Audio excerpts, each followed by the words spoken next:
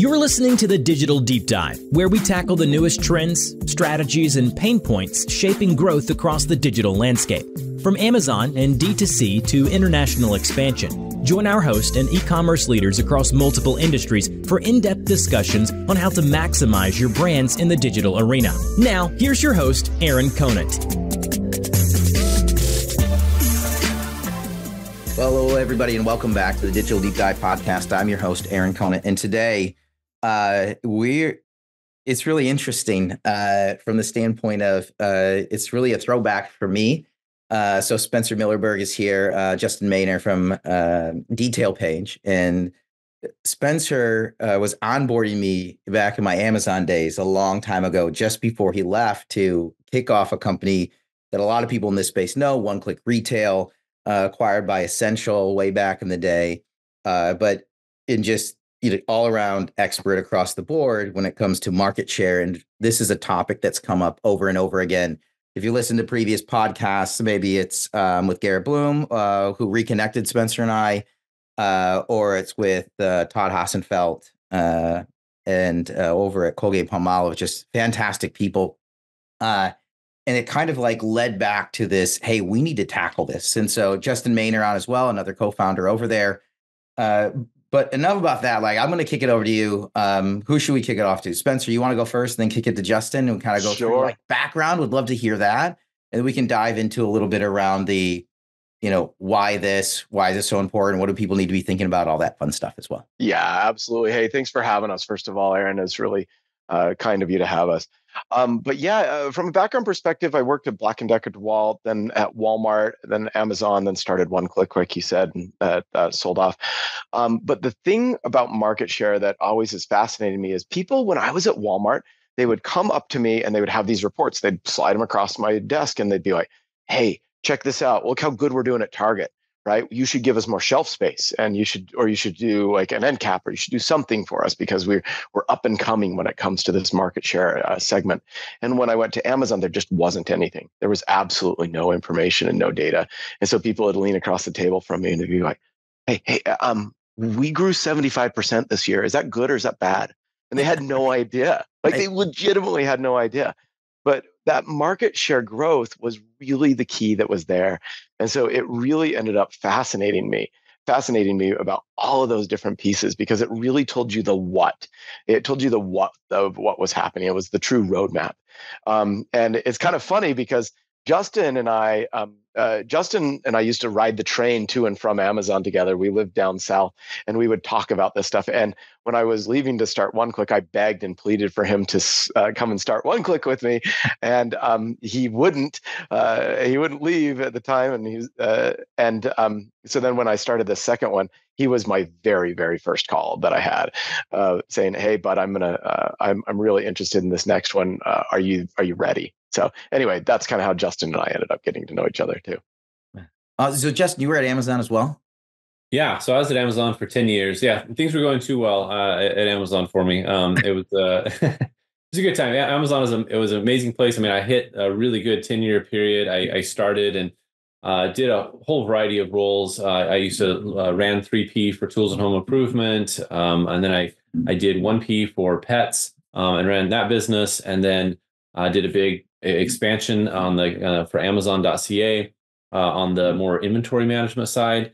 And then I got into these roles were called biz tech roles, where like I ran baby registry, and we took it from a distant third behind Target and Babies R Us to the number one registry in the US. And that was a lot of fun. And I have business, product, and tech all rolling up to me. And so I started kind of doing those roles of launching programs and doing programs at Amazon, and just had a ton of fun. But after 10 years, was ready for something new. And so jumped out into the startup space and saw that nobody was providing the data for Walmart.com, which was interesting. It was kind of the, Spencer at this time and others had developed really robust. You had the Helium 10s and Jungle Scouts, plus all the higher end that. And so we kind of, we invented built the first really Helium 10 Jungle Scout type product for Walmart brands and sellers, and sold that end of last year. And so that was good timing for Spencer and I to start something new. So the question I have is, like, why back into this space? Yeah. Yeah. And it is funny. We brought up Todd earlier, and he had this comment that he started the team playing Tinder with the data sources that are out there, right? Because there's so many out there. It's just kind of funny. Yeah, like swipe left on what you don't like and swipe right on what you do. Is that what you're saying? You get in the data and you form it like however you need it to come out. And so you're jumping back in, and I'm interested. It piqued my interest, and this is why. So just so everybody kind of background. Yeah. So Spencer left, kicked off OneClick, gave me a call. This is way back when I was at Parago. So let me run analysis, and I had a SKU that we were doing about 10,000 a month in. And I didn't give access to Vendor Central. I just said, hey, tell me how many units I'm doing in a month. And he came back one off. Yep. One off. Yep. Exactly, right. Roughly 10,000. Sorry for how big of an error that was. I'm apologize. And I was like, whoa, I need this. And part of the reason was something you were bringing up is like, how do you know if you're doing well or not? Right. And the only way I had to prove at the time was I'm a #1 bestseller. And my goal was to get every one of my products, because I didn't have, before the OneClick was out there, I didn't have any tool out there. I just said, I'm a #1 bestseller, which means I'm beating everybody else. Mm-hmm. But what was that meaning market share wise? I had no idea.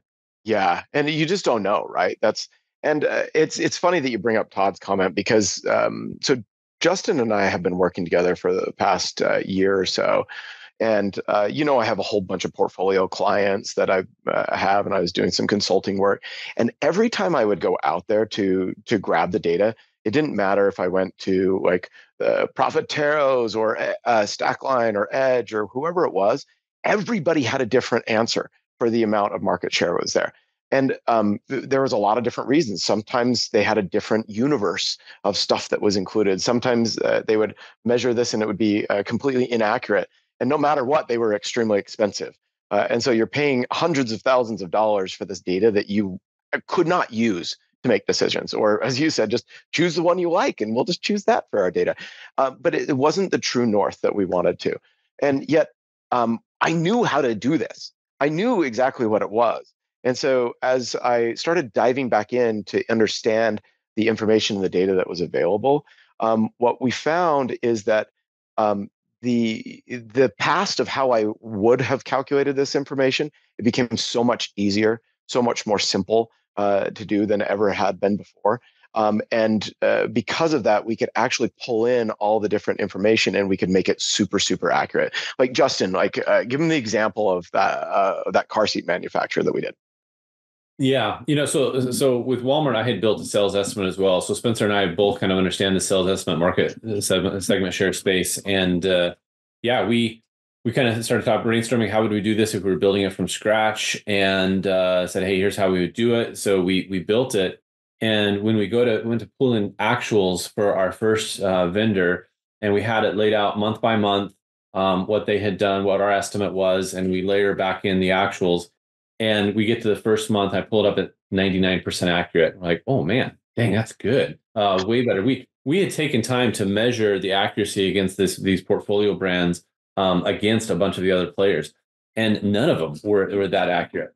And so we pull down month 2, month 3, and boom, we were within 97% accuracy on every single month. And in aggregate, when we pulled it up and did it for the 6-month period of data that we had calculated, we were, the accuracy was 0.0%. There was something out there, I'm sure, but we were like, okay, this is awesome. Well, this is more accurate than any of the providers out there, and we don't have all the limitations that we're struggling with trying to help all of these clients with the miscategorization, being restricted to categories. We've got this now. We can go broad. Yeah, to give you some context, Aaron, we would pull data from some of these other providers, and on an ASIN level, it'd be thousands of percent off, thousands of percent. And then even as you bubbled it up to the total brand level, never did we get more than about 75% accurate with even those providers that we were paying hundreds of thousands of dollars for. Is it just this tech is changing so fast that we need something new all the time? I mean, that's what it seems like. I mean, there's the traditional businesses that are out there that are doing this. And this is not just in this category, it's across the board, where this I mean, this is where I spend all day, every day talking to brands about, hey, new strategies, new tech, new partners that's out there. Is it just the older platforms are aged? I think of like a channel advisor back in the day, right? Like Scott Wingo, like invited me to like that Amazon and Me Day. Like they were just booming at the time. And then now it's so big and it's so cumbersome. It still works. It's just not as cutting edge as it used to be. Because that's what's happening with these other big ones. Like what's different? That's what I'm trying to say. Because they've been around for a long time now. Yeah. It's hard to move a big ship is kind of the bottom line of this, right? Like when I left OneClick, we had 120 employees just doing market share, nothing more. And so there's like a specific way and direction that you have to do it, and you have to keep things moving in that exact way. And if you have 600 clients, you have like a conveyor belt. And you can't stop that conveyor belt to go and do something completely different and be like, hey, I know we're making shoes today, but tomorrow we're going to make water bottles. It just doesn't work, right? And that's the great thing about that disruptive technology, when you can just start from scratch and you can come back in and say, what would I have wanted to do? If I could have like done this right to begin with and started right fresh and just started all over, what would I have wanted to do? And Justin brought in like all these crazy cool insights from the way that he was doing things with Walmart data. And I was like, oh my gosh, I didn't even think about that. And so being able to combine two different methods and technologies, like we used to have like people within the category and the industry in order to start calculating and say, oh, here's a base, and then let's multiply off this base and so forth. We don't have to do any of those different pieces anymore. We don't have to have any clients. And so it freed our mind to think about the technology in a completely different way than we had before, while still having the knowledge and the history of how to do it from before. And so it's the very nature of disruptive technology. How do you do it differently, right? How do you do it differently, cheaper, and better? I don't know. Justin, did I miss anything? No, I think that summarizes it. I mean, basically the landscape is always changing.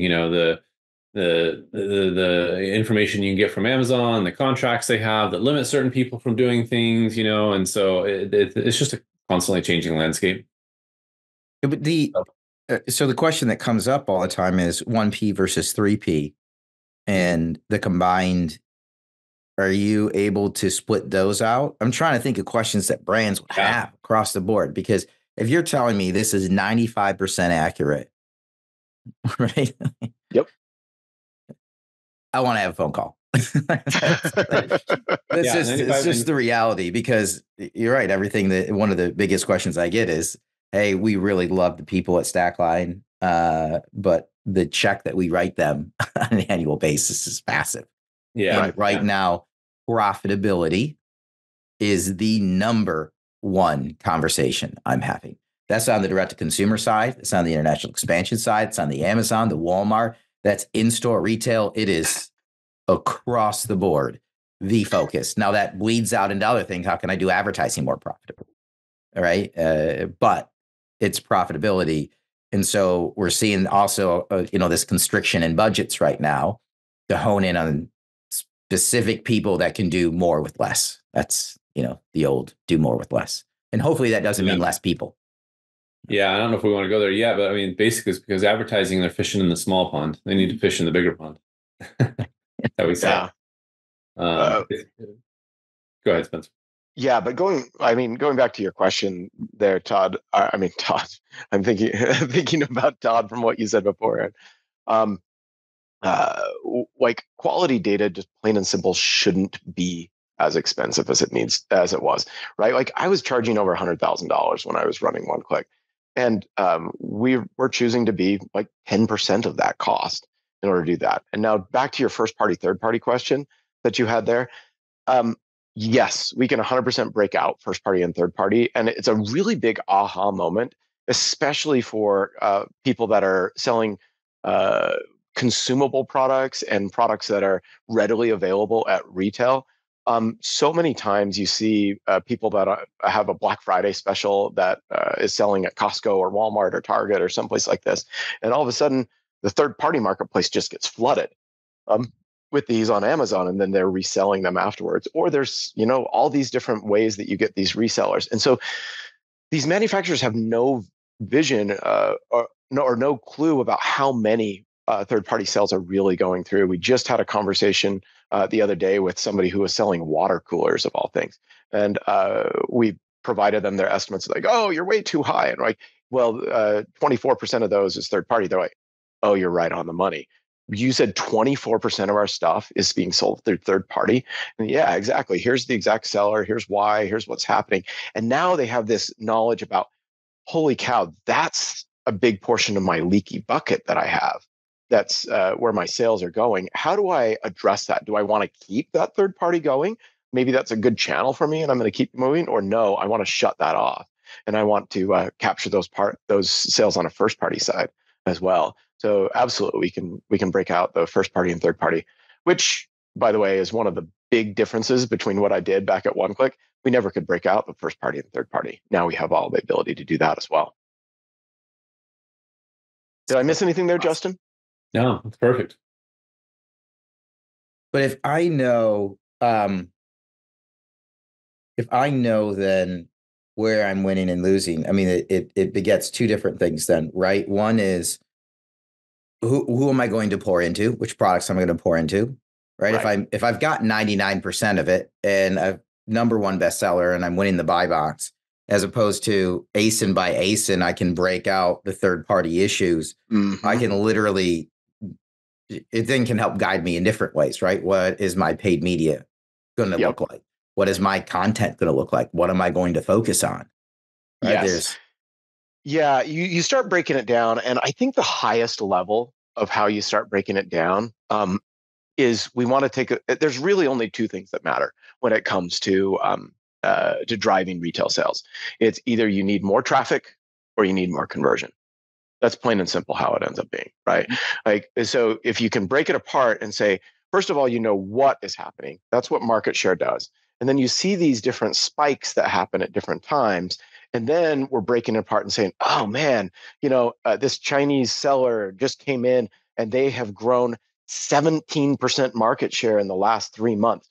What the heck are they doing? That's kind of a slow burn question that you start looking at. And now you know where to look. And you start looking at their product, at their price, at their reviews. What is the specific content that they have? You're looking at those pieces versus other times you're going to see this market segment share. You're going to see a spike that's going to happen. And there's an individual moment and a promotion that has happened and occurred. And we're going to want to go back and take a look at that. Either way, you know exactly what to zero in on. And then from a long-term perspective, we want to take a look at that so what, where we're saying, okay, how do we get either increased traffic or increased conversion? And we break those two things. You want to break those two things apart to say, where is my problem child lie? Does that make sense? No, it does. I'm just sitting back thinking, like, the accuracy of data is everything, right? And so if the accuracy is there, now I can actually trust what's going on, but I can also use it to gauge performance and metrics, right? Based on everything else that I'm doing. Yes, exactly. And that's a game changer. That's a game changer, is the accuracy piece, right? Because you get to use it more than just an overall trend, right? I mean, that's how a lot of these big ones are being used today, right? It's just an overall trend. I'm going to get rough estimate. It's going to help me tell the story that I need to tell. But what if the story that you need to tell is not the story that needs to be told, right? Because that's what we see oftentimes is you pick that data that is like, oh, I'm going to pick this data because this is what I want to present to my boss in order to get that knowledge base out there. But in reality, a lot of times these brands are getting eaten most of the time from these bottom feeders that are coming up from these small sellers, and they don't even know it. They don't understand what's happening. And then they're saying, hey, my sales still continue to grow at 6% or 8% or 12%, whatever that case may be. And that's all the knowledge that they have. And then they use this market share. They're like, I'm going to cut off some of these manufacturers that I don't believe are right. One of the cool technologies that we've been able to do is a thing called the cold start technology, where it automatically identifies for you the keywords that customers search for and the competitive set that customers search for when they're looking at your products. And so you may not consider this person as part of your competitive set, but customer considers them as part of your competitor set. So like as an example, the other day I was talking to this shampoo company, and they do vegan shampoo, right? And the chief revenue officer, he goes, I only want to look at vegan shampoo. And I was like, you can look, I can show you how to look at vegan shampoo. That's great. But nobody else looks at it. Let me show you how the customer is looking at your shampoo. They're looking at these specific ingredients. They're looking at the word organic on a constant basis. They're looking at these types of keywords. And this becomes your competitive set. They don't necessarily care about the word vegan in the shampoo, even though you think that that's what they're doing. And it was kind of an eye-opening mindset for him to go, oh, my competitive set I thought was this small. My competitive set is really this big. But the other side of that now became my market size used to be really, really small. Now my market size is really big about what I can go after. And how do I go and address that larger market? And it changes the perspective on where do we need to go? What do we need to do? How do we approach that? Right? Oh, no, I totally agree. Because from the standpoint, still a lot of executives sit back and they think the biggest competitors are the ones that are on store shelf. Right. And that's true in the store. That doesn't always translate over. So you can be like, hey, look, I'm beating my store shelf competitor. And that's great. You've got 7% market share. They have 5%. But the leader on Amazon has 45. And you're looking at completely the wrong things, right? Yeah, exactly. I think one thing is this goes, Clayton Christensen wrote his book Competing to Win, where he introduced the jobs to be done framework. And this is old, and yet we still see the same thinking where people are saying, hey, I think I know who my competitive set is. And they define it based on Amazon categories or Stackline categories or whatever. And they have this arbitrary categorization framework that they're using in their mind that's really just mired in somebody coming up and drawing lines. And yet, what Clayton Christensen kind of pioneered with his jobs to be done framework is you have to start with the customer and see what are they trying to understand? What are they trying to accomplish here? And therefore, who are my competitors? And he talks about this experience of arguing with these mustard executives, because they're like, no, you're talking about like these vinegars and things that are competing with our market segment share. No, we just want to look at mustards. And we see this exact same thing. And for us, what we think the best jobs to be done equivalent in e-commerce is keywords. That's where customers are coming in and saying, I have a job to be done. I am looking for, organic shampoo. It could be. And if they think you fall into that competitive set, you do. And so we've loved like figuring out how do we do this. And the big one that people like to neglect too is like these Chinese sellers. They're like, oh yeah, I don't really compete against them. It's like, but you absolutely do. Look, customers, when here's the 100 keywords that we've identified that are doing traffic to your products. And then we can segment out exactly where you fall amongst all these other people of what they're looking at on this digital shelf and what they're getting. And the Chinese guys show up every time. Whether you like it or not, and all these brands. So we think it's just a much smarter way to look at this in this keyword landscape, this keyword universe, as we call it, and then how you fall within that and define your competitive set based on those keywords. I mean, the Chinese sellers jumping in it's almost an entire podcast on its own, but they are playing a different game. Yeah, drastically a different game. And that's how they're winning. And that is this is literally an entire other podcast, but they're willing to lose for an entire year on a single product to hit top 3 and then coast on that product. And in the next 10 years, they just are cashing in and they're reinvesting all that money in the next 10 products they want to do. And over time, it's just a matter of time, I should say, before they are dominating market share. If you're not looking out for it again, but you're right. Back to if you don't know who you're competing against and you're just assuming it's the same person as it was last week on Amazon or Walmart or in store. If you're not constantly looking at it and monitoring it, you're right. All of a sudden, these little ankle biters, one of them all of a sudden gets up and bites a kneecap, right? Yep. Like, whoa. That's and what we found, what's interesting in looking at them, and sometimes the term, we have a friend that likes to refer to them as digital natives, because they're not mired in the brick and mortar thinking and the traditional retail thinking. They just basically said, hey, if we're going to launch on Amazon and grow a really big business, how would we do this? And they've just figured out how to optimize every single metric, and they have a lot of heads they can throw at it to do it really well. And so they end up doing some things very, very well that these big brands, US brands that have big budgets that you would think would excel in it, they don't. So like one big example is with content. If you go and pull up we have this tool that we built where you can pull up a detail page and it'll automatically highlight all the keywords, relevant keywords in that listing. And you will pull up, some of these big brands, Weber or Energizer or something. And what you can tell is they've done some keyword research and they found one or two keywords to go after. You pull up some of these Chinese listings and they'll have 30 keywords in their listing. 32 versus 30. And you're like, oh, how are they winning? They're just doing the things that we know drive traffic and they're just and conversion, and they're just doing it better than many of the US manufacturers are.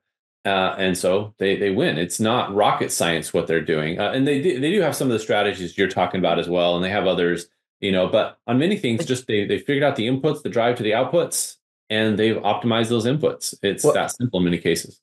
So I want to dive into this just a little bit from the standpoint, Spencer, you were bringing up, right, which is traffic and conversion and content, the keywords, right? Yep. And then the actual content.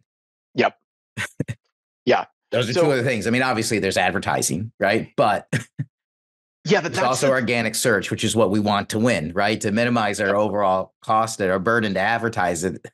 We want to get the top organic search. And advertising has become so competitive. It's kind of a pond that used to be big that has dried up. Yeah. But on the content side, my issue, and I know a lot of issues that brands have are, what do I work on? I've got 1,000 SKUs, 10,000 SKUs, even 500 SKUs. I need to touch the content. I don't even know where to start. Yes. Right? And now market share helps a little bit, but then what do I do? So your tool, what is this? Yeah, let me walk you through. So it's exactly right, Aaron, because if you think about it, like traffic versus conversion, search and promotion are the only two things that really drive traffic to a detail page. Those are the only two things. Now, within search, you have those two buckets. But let me put a little bit of dimension around what you were just talking about there.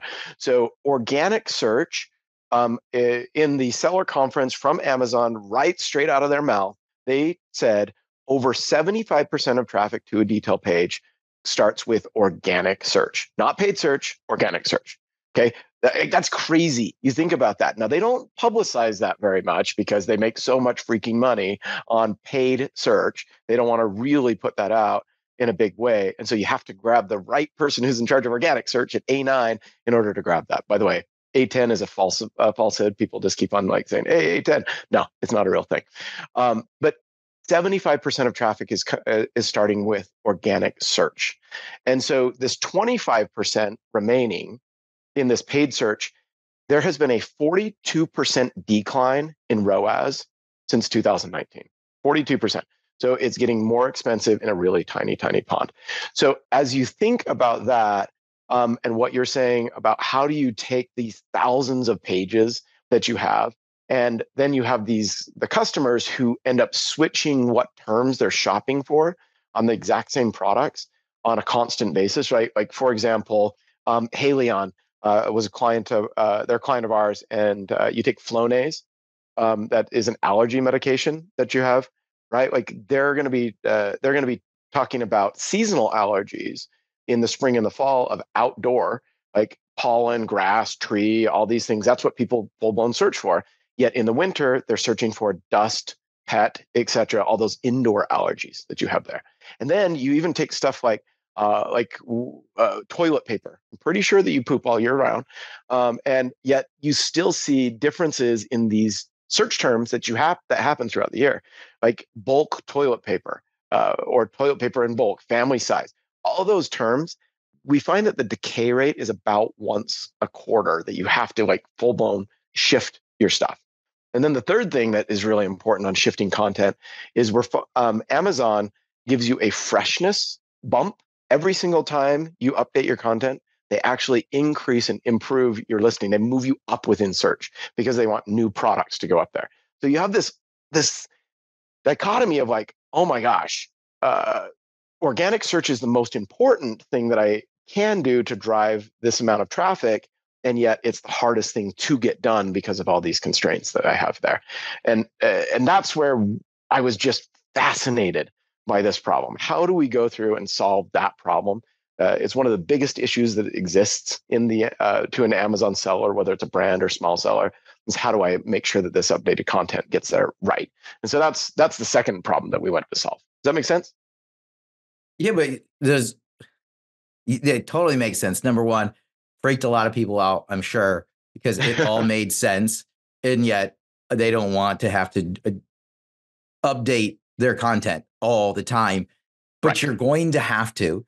Next thing is, so this is like another, this is another company that you're kicking off as well? Yeah, we're going to run it under the same company, but it's as a full another tool because. So there's two. This is sweet. There's two tool sets, both of which are needed. That's just like, I'm just like, Well, wait a minute. Yeah, You can help my content too? Well, here's what happened. I mean, here's kind of the story of this, Aaron. Like as Spencer mentioned, we started working together a little over a year ago to help with some clients on some stuff, and we're trying to help them grow their Amazon business. And as we started looking across the different inputs that you could do to drive it, yeah, it's like, you know, they're paid advertising, hire an agency to do that. Like it's well known, it's kind of a commodity. There's pricing engines you can use. You have a team that you put across in stock. But we were looking like, how do we actually get an edge up? And that's content is one of those things that we noticed that a lot of these other players were doing really well. And that's how they're grabbing share, but we're not doing it well. Well, at the same time, generative AI had just launched. And we thought, well, and we had built this really cool process to, to generate the relevant keywords and competitors, as Spencer mentioned.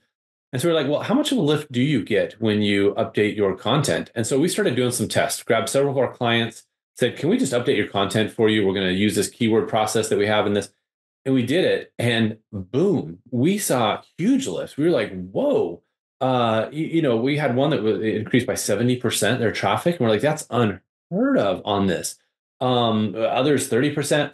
We saw about on average, you'd get a 17% lift. And it's like, Aaron, where in the world can you go today to get on average 17% lift, and seeing some things that are highly under optimized getting a 70% lift? And we're like, dang, that is amazing. But what happened was, in order for us to be able to measure results, we needed the sales estimates. Like we were working on this and we're like, but we need to know. And we were getting so frustrated with these other guys that we're like, okay, let's just go build our own. And so it just so happened, and that's where I told you that story from before. We go and build the sales estimate. We're like, dang, that is good. Yeah. And so now we were sitting here, we're like, okay, we're working on what is the most, the highest ROI activity in our mind to drive sales today in today's environment, which is these content updates, which is partially enabled by generative AI, partially enabled by sequencing it right, understanding how the Amazon pages work. And now, yeah, we have this market share measurement that we can do, we think, better and lower costs than anybody out there. So yeah, right now we're running with both of them. Well, and it became math, right? Like if you take the gap between the search behavior from a customer and what's actually on your content, you have a gap. You know exactly how much traffic you should be getting. Then you multiply that by the historical sales on an item. All of a sudden you have an ROI. And so we take and we grade the entire catalog of a client, right? So like I'm talking to Geller from Nulco, and he's like, that's fine and dandy, but I got 10,000 items. No problems. We grade all 10,000 items in his entire catalog. And then we're like, here's the 10 we should do this week. This week, if we do these 10, this is how many millions of dollars you're going to make. All I want. I want you to tell me which ones to work on for the hardest ROI, and then what I have to do. And we can do this because of the combination of these technologies, Aaron. Like we told you about the cold start problem of being able to not have to, we can take any item, doesn't matter how new it is, how fresh it is, and boom, we generate a highly relevant list of a universe of keywords for you. And so that's what allows us to then find what keywords you should be winning on across a catalog of 10,000.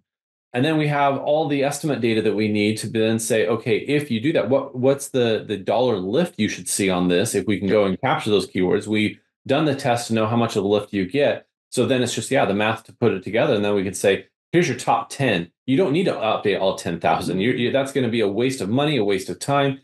Here are the 10 that you need to do to get 80% of the benefit of your catalog, because they are the least optimized with the most upside. We do find every catalog has, and in fact, this one of the reasons we built this is because we had a lot of clients that would send us their list of what they wanted to optimize.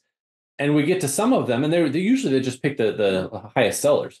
Well, your highest sellers sometimes are the ones that are very well optimized already. That's how they got to be bestsellers. And so we'd go to re-optimize them and would fit in, maybe 5 to 10 more keywords. And we're like, what we're looking for are those B tier ones that we want to turn into A.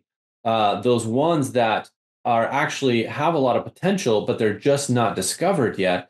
And we can add in 30 to 40 more keywords into that, get a ton more traffic, and boom, you see the biggest pop that you can. Yeah. So you monitor everything and then you fix what matters. Yes. It's awesome. I just thinking like flashbacks to early Amazon days. We just had a copywriter and it was just like every quarter, grab as many SKUs, just like ASINs as you could, update it, right? Like it didn't matter. We were just touching everything because there was no real data on it. But Aaron, that's what still happens. Like for real, like we see one of three things. Either number one, the bullet points are like super tiny and there's hardly anything in there. Number two, you got this copywriter who has no idea what customers actually search for. So you have a whole bunch of things about like, I was looking at a sunscreen one the other day, and it was like talking about SPF nature of this is blah, blah, blah, and it's air light touch. And I'm like, nobody searches for air light touch when it comes to sunscreen, right? Like nobody does. And yet that's the crap that you put in there. Or number three, they drop it all into their A+ content, which is non-indexed. It doesn't impact search at all. Like nothing happens on that. And so we see this and I get it. Everybody wants to try to figure it out, but they just haven't had the tools yet to do it. And when we went out and measured, only 7% of detail pages were actually optimized in order to capture the search volume that they needed to be considered this A grade, right? Only 7%. Well, and can I share with you, Aaron, here's the big blocker in people's minds. There's several big blockers, but let me talk about one of them. Most people are under the false impression that their content, we're talking title, bullets, and the text description, not A+ description. They think those are driving conversion. And what they don't realize, and they're trying to optimize for conversion. And what they don't realize is, yes, title, agreed. Bullets and description, if you actually go onto mobile and look, how discoverable are your bullets? How discoverable are your description? Less than 6% of customers are reading those things. And those that even read them are scanning them. They're not doing a thorough. And so what happens is, for those that have these editors, they obsess over it being beautiful copy that reads so well, that just like has every word is perfect. And because they're they're thinking in their mind that customers are thoroughly reading this and it's going to convert them. Images convert, A+ content helps convert, price and in-stock convert. Those are your conversion drivers. They go into that in Spencer's 2-leg model, they go into the conversion. What is the title, the bullets, and the description good for? Driving traffic. Very few customers are reading it, and those that are scanning it. But guess who does read that thoroughly? The SEO, the algorithm, the Amazon search algorithm, the Walmart algorithm, the Google algorithm. Every single one of those algorithms knows about that content and will drive traffic to it if it matches with the keywords that customers are searching for. And this is one of the biggest hurdles we find with clients, is struggling to help them get over that mental hurdle of stop worrying about it so much for conversion. Think of it as traffic, those three fields as traffic driving fields. And so that means, maybe you're going to, your language you're okay with just a little bit more wonky language to fit in a few more keywords. And it's going to be totally worth it. You're going to get a ton of sales for it. It's worth it. So. Yeah. I mean, and because you're looping in potential market share data, right? There's an ROI that you can put out there, which is, again, we're getting back to profitability. Is it worth doing or not? Yeah, exactly right. And that's what you'll see. And what's interesting is, if you look at the Amazon's tools, you can A/B test this stuff, but the problem is it's all conversion focused. If you talk to the people that run detail page at Amazon, they're going to talk to you about conversion, because from the Amazon standpoint, that is where you drive conversion on the detail page. Amazon's standpoint, you got to see how are your incentives aligned or not. Amazon wants to bring in traffic to their website. Once they get into their website, they want to convert it, and they don't care if they convert them on your product or somebody else's product. So all they care about on the detail page is conversion. But from your standpoint, from the brand standpoint, you're trying to convert them on your product, right? And so that means getting traffic to Amazon isn't enough. You have to get the traffic to your detail page. And what are the tools that on the detail page that allow you to drive that traffic? Title, bullets, and description. Those are your key traffic drivers there. And there's others as well, but on the organic side, those are your key drivers. Awesome. Yeah, it's just all about remembering the audience. The audience for images, the customer. The audience for price, the customer. The audience for written content, search algorithm. Plain and simple. Yeah. This is awesome. I've been picking your guys' brain for a while. Like, I always like to throw it back there. Like, any questions for me? I mean, this is really fascinating. I'm actually really excited for brands because of where they're at right now. They're looking for accurate data. They're looking for guidance around what to do next and how to improve it. And you get super smart people and get the chance to learn everything on previous companies, right? Have an exit and then start fresh and do. You've talked to so many more brands now. Like, I'm pumped for you. But anyways, that's so here's what we want. Here's where it comes down to, Aaron. There was like a comment that Bezos said a while ago about Prime. He's like, I want to make it irresponsible for anybody in the US not to have Prime because it's so good. There's so much stuff in there, and it would be irresponsible for you not to have Prime. I feel the exact same way when I was coming back in on market share on this one. Is like, how do we make it to where it's irresponsible for anybody to use any other market share tool? It is so good, so accurate, and so much less expensive than anybody else. It would be irresponsible to use anything else, right?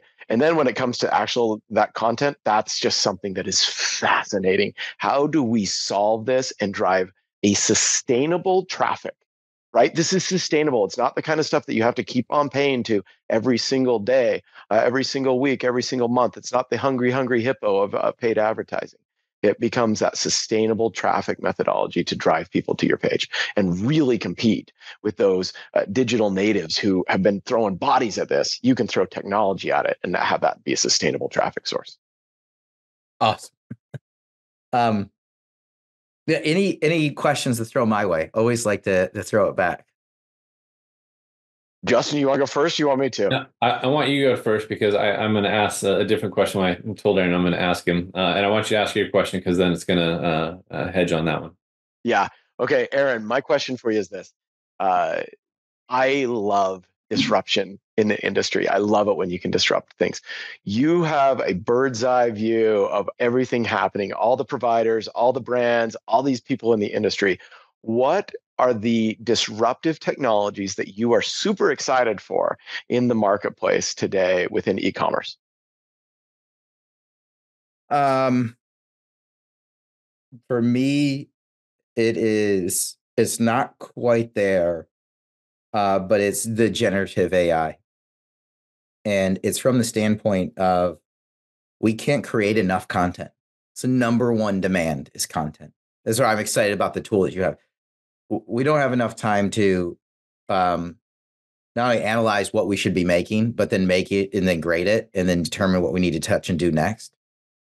And, we just had an awesome dinner out in New York, and it might, it's early in the year. We're going to do 100 dinners, but it's going to be hard to beat because we got into AI and what it means. And brands right now are sitting back and like, they're trying to figure out what they do. And my advice is sit tight on you developing your own AI if you're a brand. Sit tight on picking an AI provider right now that's going to be super expensive. Sit tight because they're just getting up and going. And we're going to see different players fall out if they can't make it. But go all in on first-party data collection. That was like my key takeaway from all these people that were at the dinner was your differentiation. So if you think about like ChatGPT that's out there, right? Mm-hmm. Bing, whatever it might be, it's all pulling from the same data set. So every little tool that's building off any tool that's built off from that data set that's out there, there's no advantage. Anybody can do it. What makes you different is your data set. And what do you mean by first party data? Like what you said, go all in on first party. What kind of data are they collecting? What are they going to use it for? Like, give me some deets. Yeah. So name, address, email address, preferences. Customer data then. Customer data. Okay. Who's buying your product and building it? Because what you can then do is you can do the lookalike, right? Chat GPT works, GPT-4, whatever we want to call it. It works because it's pulling off so much data. Right? It's making a prediction based on tons of data. The more data you have, the better the prediction is. That's what AI is, right? It's a prediction machine. It's predicting what's most likely going to happen. And so you have to build it. You have to get as much of that right now as you can. You can't wait for the needs of the service provider that you hire for $250,000 a year that's going to do all these wonderful things, and you have 1,000 customer data points. You can't. The machine breaks at that level. And so you have to go as deep and deep as you can. I actually have to follow up. There's a QR code company called Flowcode. Tim Armstrong, AOL, Google kicked this off. And it's so far ahead of its time, right? So, a year and a half ago, like rolling with this thing, like, hey, this is more than a QR code. It's a first-party data collection tool. People are like, I don't want first-party data, right? Like, whatever, there's so much liability. Anybody who jumped in on that, right? And there's big CPG that did, right? And like, they have so much data right now that they just have in the vault that nobody can touch, but they've been gathering it for a year and a half. Unbelievable. That's where it's at right now. And that's my advice to everybody is get as much first party data, collect data. It's the only thing that's going to make you different is your data that you have.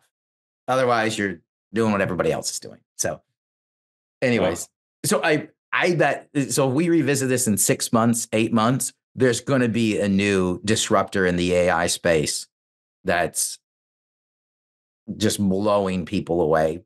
We're just a little bit ahead of it where it's at right now. So Aaron, my question is actually really related to yours, and I want to wait. I remember Bezos talking about in the early days of the internet and early days of Amazon, he was often asked this question of like, what's going to change in the next 5 to 10 years? Like, what's going to disrupt? And he'd say, that's a good question. He says, the opposite question is also a very interesting question, a good question, which is what's not going to change the next 5 to 10 years? And so with generative AI, it's completely disrupting things, and there's going to be a lot to change. And I love your focus on the data.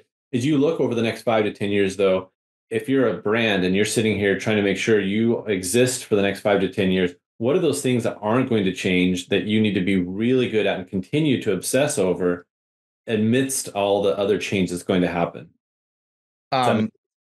No, it does. So what my background, I explained, I'm a scientist, right? And as a scientist, working or at Pfizer, giant R&D budget, and all that money goes just down the drain until you hit something. And then you earn all that money back tenfold. But you have to have this culture of these winners will have this culture of I've got an R&D group in e-commerce or digital commerce, whatever we want to call it. This is a good chunk of this is R&D. And we're going to lose money on a bunch of this, but they're going to test and learn all this new tech because you can't afford to sleep on it anymore. It's no longer, hey, well, if we're a year behind, we can maybe catch up. And I don't want to be the first mover here, right? I want to be a fast follower. Fast follower means a month. It doesn't mean a year anymore. So you have, especially if you're large corporate America, you have to now have an R&D vision around the digital team and what you're willing to test as far as tools, knowing it might be a waste of money. And that has got to be a sizable part of your budget as a whole. And the winning companies have that. And that's what's not going to change is this openness to test and learn. Otherwise, you see it all the time. Sears. Big companies fall because they don't want to change. They don't want to pour in. And that's what I think is, from a company standpoint, what has to stay in place or has to be implemented. And it better be implemented in 2024. I mean, because you're right, I sit on this weird spot and just talking to brands all day, every day, and new tech, and then wondering about new strategies. And it's like, I'm literally overwhelmed at this point in time. Like, so said another way, the 4 Ps are never going to change. Price, product, promotion, placement, they're always going to be the same. Generative AI is a new thing, and it's a new methodology go to market, but it's how do you get applicable tools, things that are not just general stuff, but it's like really specific in order to apply to those 4 Ps: price, product, promotion, placement, in order to get us where we need to go. And, like we were talking about, actually compete with those digital native Chinese sellers that are out there. Yeah. And you have to be able to cycle through as many tools as possible to find the right one. And that's where a lot of people don't want to do. They want to wait a year. Oh, that looks like it's going to be around for a while. In larger corporations just naturally have a tougher time with it, right? Because they can't go with the startup, a pre-Series A, non-profitable company. Yeah, I mean, Perigo never would have gone for that, right? Give me a Dun & Bradstreet number. Like, no, we're just getting off the ground. Sure. But one of those is going to win. And if you can have this R&D group that's doing the cool stuff, they can catch it ahead of everybody else, and you can get a 6-month head start. Yeah. Lights out. And I think one thing that might be helpful, Aaron, is when I've done some of these generative AI presentations for people to help them understand how big is this AI revolution that's coming? Is this on what order of magnitude is this going to be? And what I typically liken it to is to help people understand, if you go back 20, 25 years and you think about the conversations that were happening around the internet, what is the internet? Is it kind of this fad? Is it going to be this niche tool that some people use, younger people use, or is it going to be this pervasive thing that ends up being part of everybody's life and every business has to adopt it? You remember the days when people used to say, do I need a website or not? Is my business what? And people didn't know. People couldn't answer that question of whether they should jump in and adopt the internet or not. And yet, with hindsight, looking back over the last 20, 25 years, you can see that the internet has permeated everything. If you were going back to consult with yourself 20, 25 years ago, you would have said, go all in on the internet. Well, now we're at this forefront of the AI and what's happening. And generative AI is brought up to the spotlight, but AI is a big field, as you know. And so if you think what's going to happen in the next 20, 25 years and how big or small is it going to be relative to the internet revolution? And my prediction, and I think if you talk to many people in the space, they're going to say it's as big, if not bigger, than what the internet has done in the last 20, 25 years. And so, yes, go all in. It's going to change everything. And that's where you're saying like that being a year behind used to be okay because technology was at this nice, predictable pace. Well, it's suddenly technology is at this another S curve that's happening, and we're the inflection of that, where everything is going to get disrupted with AI over these next 5, 10, 20 years. And so, yeah, you got to be on top of it. Yeah. Awesome. I think one more thing just on that is it's going to affect every unit of your business too. Yes. It's going to affect HR. It's not just, content, advertising. I was chatting with a tool that helps with procurement.